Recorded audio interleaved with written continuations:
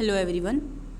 जो six semester का हमारा फर्स्ट यूनिट का सेकंड लास्ट टॉपिक है वेक्टोरियल कैपेसिटी। इसके बाद एक और बच जाएगा वेक्टोरियल एडॉप्टेशन, फिर हम अगला यूनिट स्टार्ट कर देंगे। ठीक है, तो वेक्टोरियल कैपेसिटी जो है ये आपको लॉन्ग में बिल्कुल नहीं आ सकता है शॉर्ट में 3 नंबर का भी आ सकता है और 7 नंबर का भी आ सकता है। 3 नंबर का आए तो ये आप सिर्फ ये डेफिनेशन लिख लेना, 7 नंबर का आया तो ये आगे जो मैं फैक्टर्स लिखवाऊंगी तो वो भी कर लेना। ठीक है, तो हम देखो सबसे पहले हम क्या करते हैं कि देखते हैं वेक्टोरियल कैपेसिटी होती है। देखो ये एक एबिलिटी या पोटेंशियल होता है किसी भी वेक्टर का कि वो आगे डिजीज़ को ट्रांसमिट करे, डिजीज़ को एक बंदे से दूसरे बंदे में ट्रांसमिट करे। उस एबिलिटी को हम क्या बोलते हैं, वेक्टोरियल कैपेसिटी।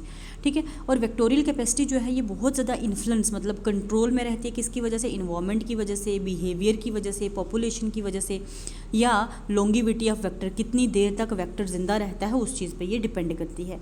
ठीक, उसके बाद वेक्टर बॉर्न डिजीज़ जो होती हैं जैसे कि मलेरिया हो गया, डेंगू हो गया, एनसीफ्लाइटिस हो गया, ये ज़्यादा हार्मफुल होती हैं।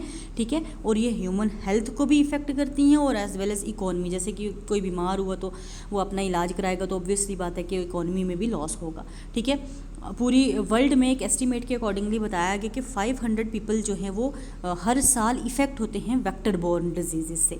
ठीक है, अब जी देखो कुछ एक डिटर्मिनेंट्स हैं या फैक्टर्स हैं जो वेक्टोरियल इफेक्टिवनेस को डिटरमाइन करते हैं। जैसे सबसे पहला अबंडेंस मतलब कि कितना ज़्यादा होते हैं वेक्टर, एक वेक्टर की कितनी पॉपुलेशन है। ठीक है, उसके नंबर की वजह से, क्योंकि देखो जितने ज़्यादा अगर वेक्टर होंगे तो उतने ही वो ज़्यादा ह्यूमंस के साथ या होस्ट के साथ कांटेक्ट बनाएंगे तो डिजीज़ को ट्रांसमिट कर पाएंगे। ठीक है, और जितने ज़्यादा वेक्टर्स होंगे उतनी ही ज़्यादा डिजीज़ ट्रांसमिट होगी, उतनी ज़्यादा वेक्टोरियल कैपेसिटी होगी।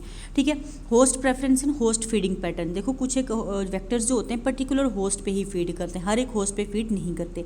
ठीक है, तो ये चीज़ भी बड़ी मैटर करती है कि उनकी वेक्टोरियल कैपेसिटी कम है या ज़्यादा है। अगर जैसे कि कुछ एक ऐसे वेक्टर है जो हर किसी चीज़ पे फीड कर लें, प्लांट हो, एनिमल हो, माइक्रो ऑर्गेनिज्म पे तो फीड नहीं कर पाएंगे।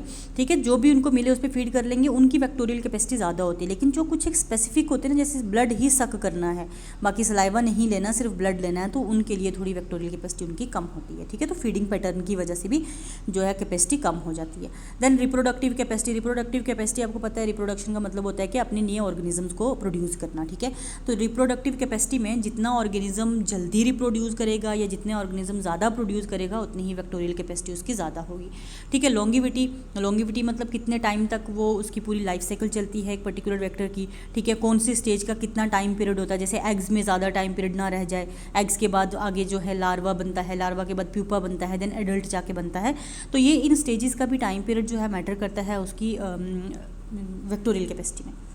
उसके बाद हमारे पास आ जाता है डिस्पर्सल वजह। देखो ये एक ऐसा फिनोमिना होता है जिसमें वेक्टर जो है एक जगह से दूसरी जगह हवा में मूव कर जाता है, फ्लाई इन द एयर। ठीक है, हवा में मूव करता है और जितना वो ज़्यादा दूर तक मूव करके जाएगा उतनी ही डिजीज़ ट्रांसमिशन की एबिलिटी बढ़ती जाएगी। ठीक है, तो ये क्रॉलिंग इंसेक्ट जो ज़मीन पर चलते हैं ना कीड़े की तरह, वो उनसे ज़्यादा बेटर होते हैं। ठीक है, और वेक्टर कॉम्पिटेंस, दूसरे वेक्टर्स के साथ कितना कॉम्पिटेंस है इसका, तो ये बच्चे ससेप्टिबिलिटी होता है डिजीज़ कॉजिंग।